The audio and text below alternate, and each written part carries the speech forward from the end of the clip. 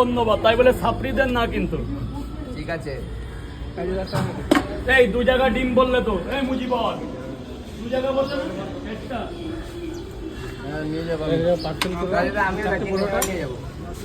এখানে খেয়ে যাও। রোজা আছে রাজুদা, রোজা কটা একমাত্র তোমার জন্য 50 টাকার আবার স্পেশাল প্যাকেজ।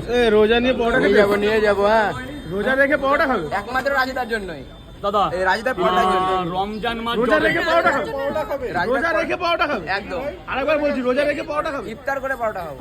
সেটাই বলো ফার্স্ট। তাহলে এটা নিয়ে এক্ষুনি শুরু হয়ে যেত। হ্যাঁ হ্যাঁ, কি ওর আজকে পরোটায় তুমি কি দিচ্ছ? মানুষ রোজা ভেঙে পরোটা খাচ্ছে।